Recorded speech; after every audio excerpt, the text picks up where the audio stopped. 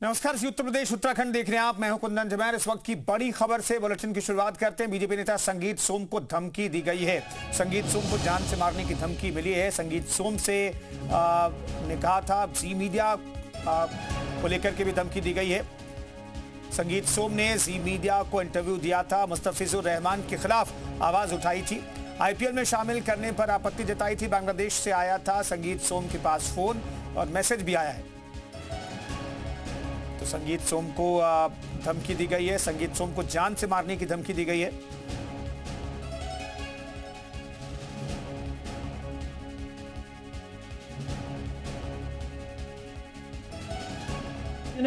भारत की जनता ने शाहरुख खान को एक स्टार बना के रखा, तो क्या उन्हें देश के सैकड़ों करोड़ हिंदुओं की भावनाओं का ध्यान नहीं रखना चाहिए? क्या उन्हें यह ध्यान नहीं रखना चाहिए कि अगर किसी देश में वहां हिंदुओं का कत्लेआम हो रहा है, देश के भारत के सैकड़ों करोड़ हिंदू वो इस बात से आहत हैं और उन्हें माफी मांगनी चाहिए कि मैंने जो लोगों के साथ खिलवाड़ किया है, जो लोगों की भावनाओं के साथ खिलवाड़ किया है, मैं उसके लिए हाथ जोड़कर माफी मांगता हूं। गद्दार की डेफिनेशन क्या है वो आप मुझे बता दीजिए।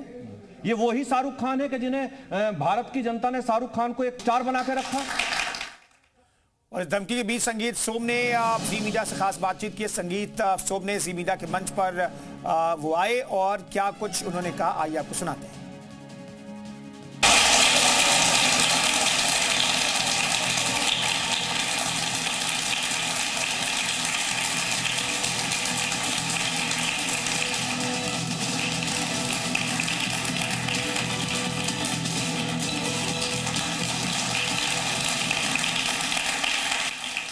शाहरुख खान को कह दिया गया गद्दार। उसके बाद से ही देश में यह चर्चा छिड़ी हुई है। ऐसा क्यों कहा गया? आखिर इसके पीछे मकसद क्या है? जिस शख्स ने यह कहा, जिस राजनेता ने यह कहा, आज जी न्यूज के स्टूडियो में खुद वो मौजूद हैं। भारतीय जनता पार्टी के वरिष्ठ नेता संगीत सोम को मैं यहां आमंत्रित करना चाहूंगा। सर, बहुत बहुत स्वागत है आपका।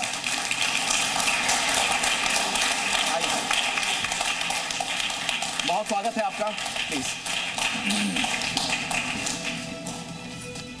और हम आज चर्चा की शुरुआत करें उससे पहले हमारे साथ जो और भी मेहमान हैं उनसे मैं आपका परिचय करवा दूं। इस्लामिक स्कॉलर के तौर पर आज 5 खास मेहमानों को हमने यहां स्टूडियो में बुलाया है। नाजिम खान हमारे साथ यहां पर मौजूद हैं, तालियों के साथ उनका स्वागत करिए। फिरोज बख्त साहब हैं, कामरान मलिक हैं, हाजिक खान हैं और गुलाम रसूल भी हमारे साथ जुड़ चुके हैं। आप सभी का बहुत बहुत स्वागत है। और सबसे पहले जनता के दिमाग में जो सवाल है वो मैं आपके सामने रखने जा रहा हूं, उसके बाद संगीत सोम जी उसका जवाब देंगे। सवाल क्या है, जरा उसमें एक नजर डालिए।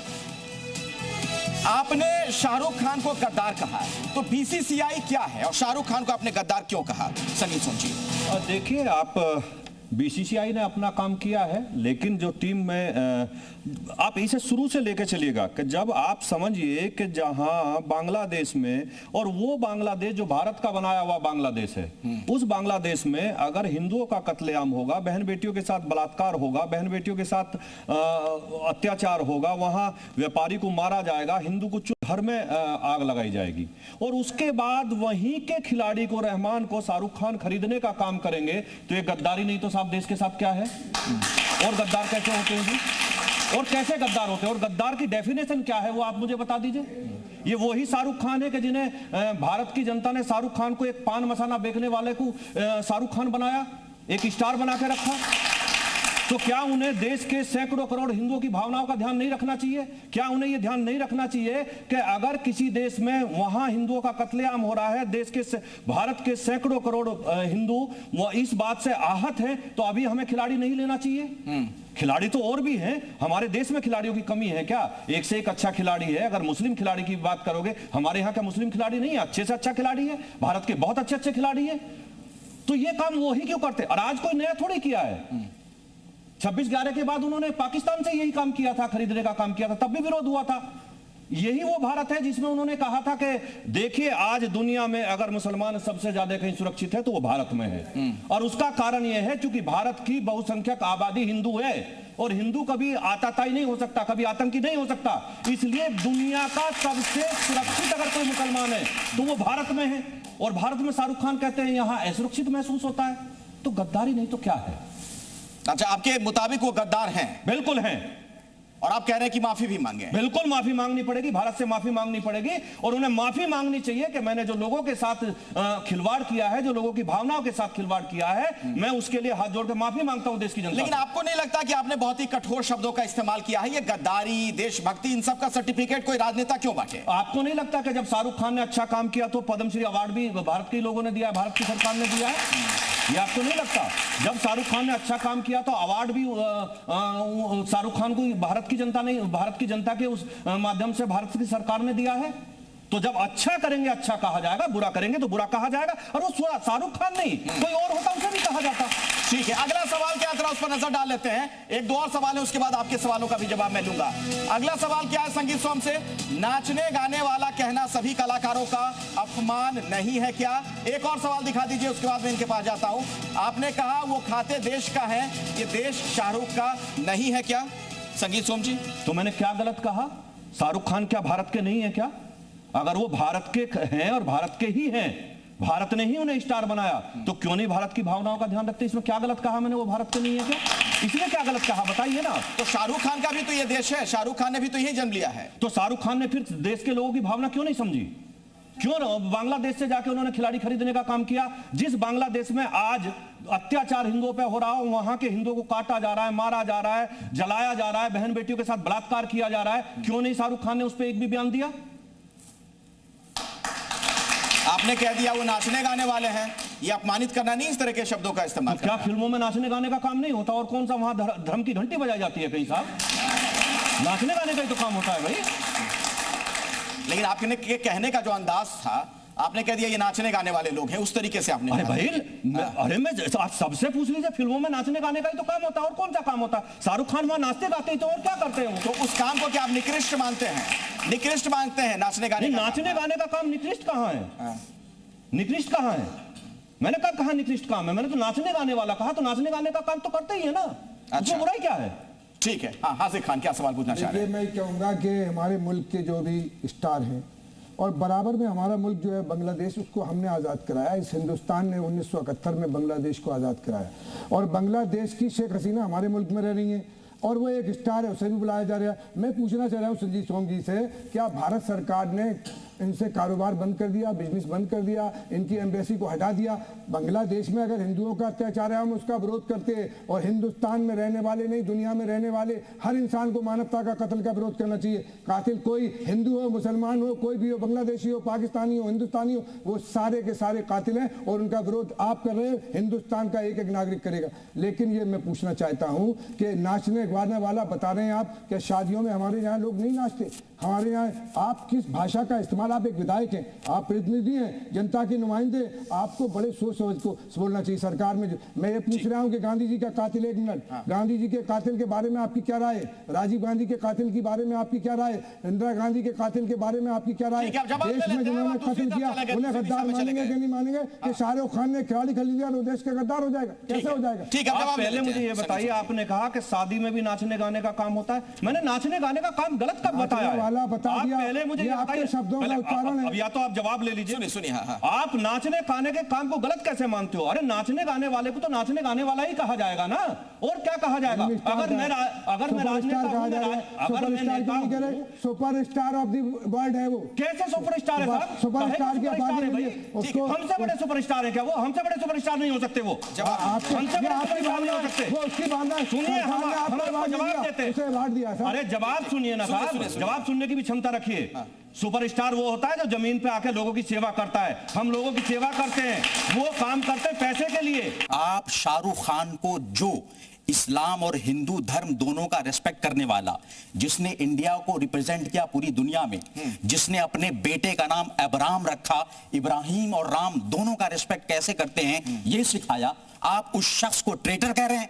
शर्म नहीं आती आपको? आपने इंडिया को इतना रिप्रेजेंट किया है, उस शख्स ने अगर छोटी मोटी आपका विरोध है शाहरुख खान को, अगर आपके बेटे से छोटी मोटी गलती हो जाती है, आप उसे दरगुजर करते हैं, संभालते हैं, उसको समझाते हैं। शाहरुख खान ने भारत का नाम भी रोशन किया है कई मौकों पर, आप सीधे उन्हें गद्दार कह दे रहे हैं। आप मुझे ये बताइए कि क्या शाहरुख खान ने ये नहीं कहा कि भारत में हम असुरक्षित महसूस करते हैं?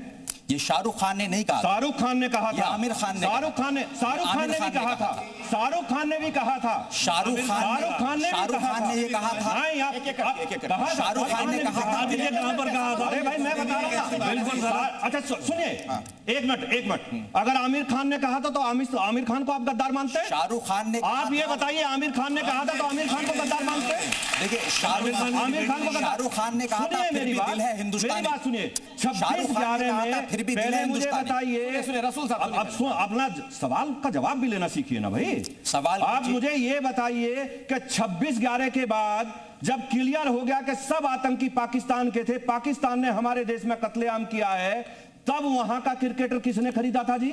आप मुझे ये बताइए। अरे बताइए ना, किसने खरीदा? अरे नाम बताइए, सवाल का मैं जवाब देता हूं। इस देश के मुसलमान के साथ दिक्कत यह है कि वो सही बात को सही नहीं कहता, ये दिक्कत है। और जो मुसलमान सही बात कहेगा ये उससे बात नहीं करेंगे।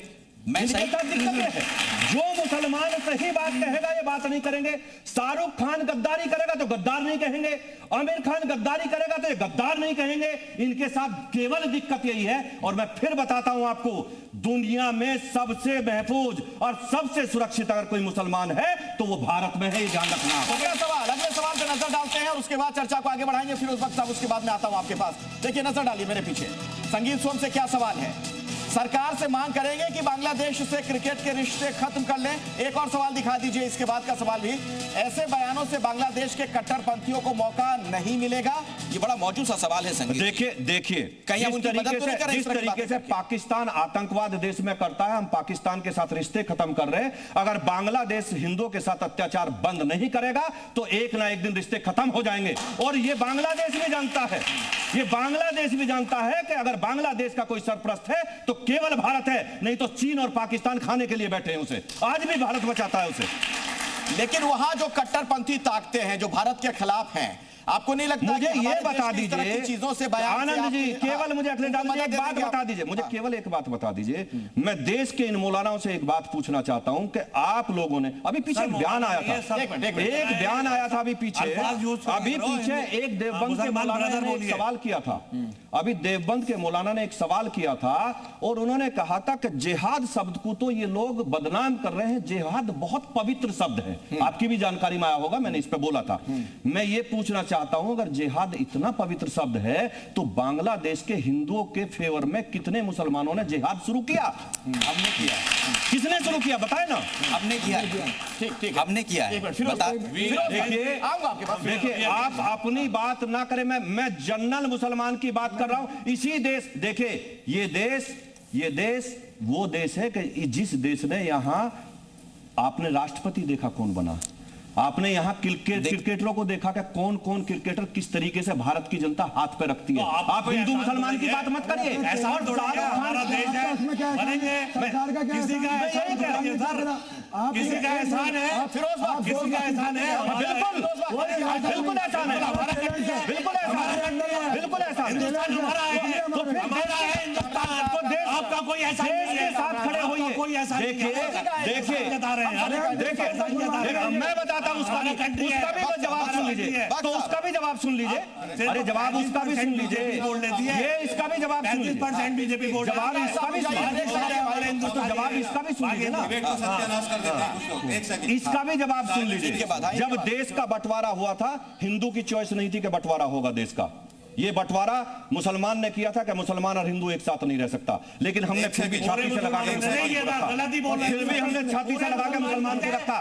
ठीक है, नाजिम खान। हाँ, नाजिम खान जी सवाल पूछिए। हाँ, संगीत सोम जी, देखिए, अल्लाह का शुक्र है, मैं अल्लाह का शुक्र अदा करता हूँ कि भारत के इस पाक सरजमी पे मैं पैदा हुआ और एक दिन ऐसा आएगा इंशाल्लाह इसी भारत के पाक सरजमी पे मैं दफन हो जाऊंगा। इससे बड़ी देश प्रेम भक्ति हो नहीं सकती। अब मैं अपने एक शेर के साथ शुरुआत करूंगा।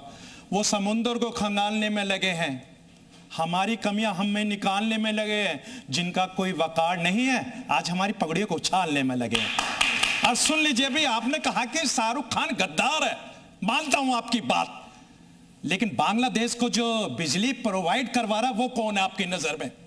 आपको पता है कि झारखंड से एक जो भारतीय है वो बिजली सप्लाई करा रहा है, उसको वो आपकी नजर में गद्दार है या नहीं? लेकिन शाहरुख खान नाजिम खान का भाई है तो वो आपकी नजर में गद्दार है। जब पूरी दुनिया के अंदर एक अंतरराष्ट्रीय जो भारत की पहचान बॉलीवुड के द्वारा कराता है वो आपको नाचने गाने वाला नजर आता है, ये कौन सा तर्क है आपका? बता दीजिए आप। अगर भारत का मुसलमान आपको अपनी देशभक्ति साबित करता है तब भी आप ये कहते हो कि हमारी बहन को ये आतंकी की बहन है। ये कब तक चलेगा देश के अंदर? आप शाहरुख खान को देश का गद्दार कहते हैं, मेरी सोफिया कुरैशी बहन जो पाकिस्तान को घुटने पर टिकाती है उसको आतंकी की बहन कहते हैं। ये नहीं चलेगा सर देश। किसने सोफिया कुरैशी को आतंकी की बहन कहा साहब? किसने कहा? सोफिया कुरैशी भारत में, सुनिए, सोफिया कुरैशी भारत की बेटी है और भारत के लिए जो सोफिया कुरैशी ने किया है उसे पूरा भारत सलूट करता है। सोफिया कुरैशी हमारी बेटी है, हमारी बहन है। आतंकी की बहन कौन कहने वाले? अब तक आपने क्या करा ये बता दीजिए। अरे मेरी बात सुन लीजिए ना, आप मेरी बात सुन लीजिए।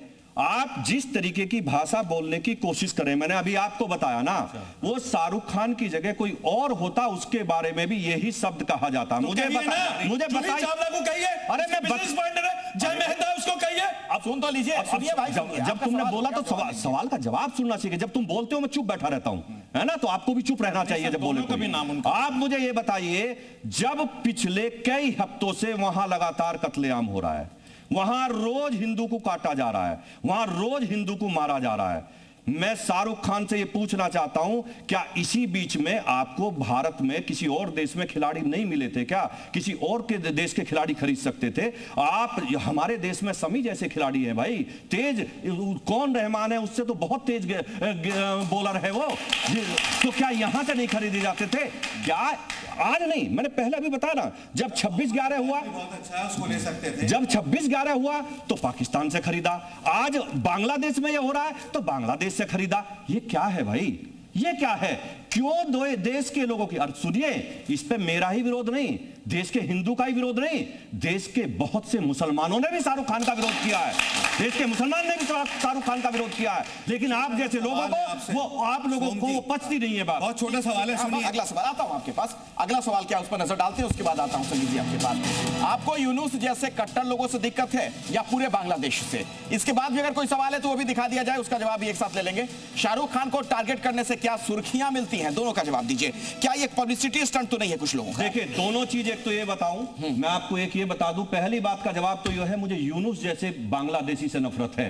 मुझे वहां की चुनी हुई सरकार जो आएगी, जो लोकतंत्र की सरकार आएगी, उससे कोई दिक्कत नहीं होगी, नंबर 1। और नंबर 2, रही सेलिब्रिटी की, तो मैं शाहरुख खान से बड़ा सेलिब्रिटी इस देश में हूं, इस बात की आप चिंता मत करिए। सुनिए, एक मोदिबाना दरखास्त है, रिक्वेस्ट है। एक सुनिए, आपने जो अल्फाज नाचने गाने के इस्तेमाल किए ना, एक देश के बहुत बड़े मौलाना ने शबाना आजमी के खिलाफ भी ऐसे इस्तेमाल किए थे अल्फाज, तो उसका बहुत विरोध हुआ था, मुसलमानों ने भी किया था। आपका बड़ा नाम है तो थोड़ा सा जबान को थोड़ा नरम और इस तरह से इस्तेमाल कीजिए कि किसी को आपत्ति ना हो। चलिए, आपकी भावनाओं का ध्यान रखा जाएगा। शुक्रिया। चलिए, गुलाम रसूल। देखिए, सबसे पहले मैं बांग्लादेश में हमारे हिंदू भाइयों बहनों के साथ जो होता आ रहा है, आज से नहीं, आप लोग तो अभी पढ़ रहे होंगे ना, मैं तो नेशनल सिक्योरिटी काउंसिल का ऑफिसर रहा हूं, राष्ट्रीय सुरक्षा सलाहकार के अंडर मैंने काम किया है। हम बांग्लादेश में जो रेडिकल इस्लामिज्म है, टेरर जो ऑर्गेनाइजेशंस है, हिफाजत इस्लाम, जमात इस्लामी बांग्लादेश, इन सब पे हमने लिखा है, बोला है उसके खिलाफ। लेकिन मुझे ये बताइए, एक सवाल है आपसे, सवाल है मेरा, एक दुश्मन हमारा जो पाकिस्तान है वो क्या कम था? हमारे इतने दुश्मन बनते क्यों जा रहे हैं? कभी सोचा आपने हमारी स्ट्रैटेजी फेल क्यों हो रही है? पाकिस्तान हमारा दुश्मन कम था, चाइना तो है ही है, अब बांग्लादेश जो कि हमारा अपना है, बांग्लादेश हमारा दुश्मन कैसे हो गया? ठीक है, हो गया। ये हमारा फेलियर है कि नहीं? आप सोचिए, आप अपने स्ट्रैटेजिस्ट, अपने सलाहकारों से, अपने नीतिकारों से पूछें कि सर सारे देश हमसे क्यों कटते चले जा रहे हैं। और सुनिए, दूसरी बात, और पाकिस्तान तो चाहता ही यही है कि आप विभाजित हो। और आखिरी बात, मजहब नहीं सिखाता आपस में बैर रखना, हिंदी है, हम वतन है, हिंदोस्तान हमारा।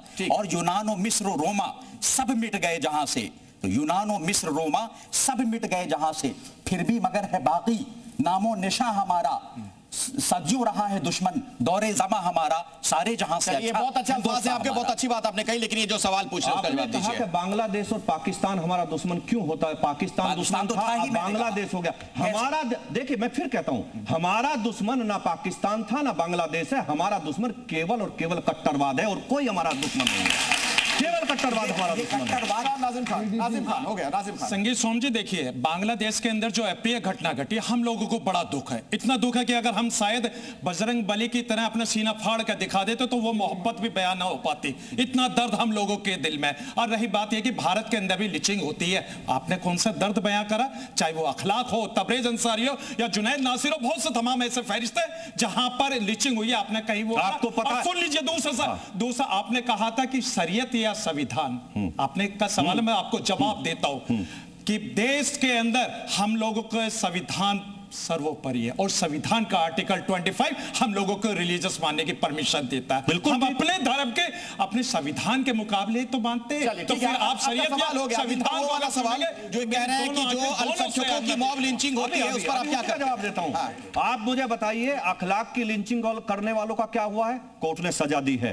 यही भारत की खूबसूरती है कि उन्हें सजा मिली है, उन्हें सजा हुई, अभी सजा, उन्हें सजा डिक्लेयर हुई है। से भी लिया था कोर्ट ने, फिर कहा नहीं, आप नहीं, सजा हुई है उसमें, सजा हो गई। आप पता करिए, आप पता करिए, बिसाड़ा कांड में सजा हो गई लोगों को, आप पता करिए। यही भारत की खूबसूरती है, यही भारत की खूबसूरती है। और अभी आपने कहा कि हमारे लिए संविधान पहले है। जब संविधान पहला है तो 3 तलाक के मुद्दे पे सड़कों पे क्यों आते हो जी? मुझे जवाब दीजिए। फिर 3 तलाक का आप सड़कों पे क्यों आते हो? क्यों सड़कों पे आके विरोध करते हो कि हम 3 तलाक का विरोध करते? अगर भारत का संविधान कहता है कि हम एक पत्नी रखेंगे, एक पत्नी के हिसाब चले, तो 3 पत्नी किस लिए चाहिए भाई? फिर क्यों संविधान नहीं मानते आप? जब भारत का संविधान के हिसाब से चलोगे तो ये सरिया तो छोड़ना पड़ेगा ना। और धर्म मानिए, धर्म में पूजा होती है, सुनिए, धर्म में पूजा होती है, पूजा पाठ होती है, नमाज होती है। संविधान में ये लिखा हुआ है भारत के मुसलमान 3 शादी नहीं कर सकते? संविधान के अंदर लिखा हुआ है। मैं पूछना चाहता हूँ सर आपसे, बता दीजिए संविधान के कौन से पेज में लिखा हुआ है? हाँ, संविधान ने मना किया, संविधान ने मना किया। इस पर कानून आया है साहब, इस पर कानून आया है। भारत के सबसे बड़े राजा, इस पर कानून आया है। ये दिक्कत है इन लोगों की। लेकिन क्या सवाल पूछे थे छोटे में? मैं ये पूछना चाहता हूं, अगर कानून की बात जब आती है, जब हम लोग विदेश जाते हैं या हमारी मुस्लिम बहन बेटी विदेश जाती है, तो क्या एयरपोर्ट पे बुर्का उतार के चेक इन होती है नहीं होती? या जब आप हज के लिए जाते हैं चेक इन होती है नहीं होती? तो वोट डालते हुए विरोध क्यों करते हैं? बुर्का उठा के नहीं दिखाएंगे। बुर्का है हटाया जाता है। बहस लंबी हो सकती थी, समय नहीं है। बहुत बहुत धन्यवाद आप लोगों का स्टूडियो में आने के लिए। संगीत जी समय नहीं, बहुत बहुत धन्यवाद यहाँ पर आप हमारे स्टूडियो में आए। इस खास पेशकश में फिलहाल इतना ही, फौरन लौटेंगे बाकी बड़ी खबरों के साथ।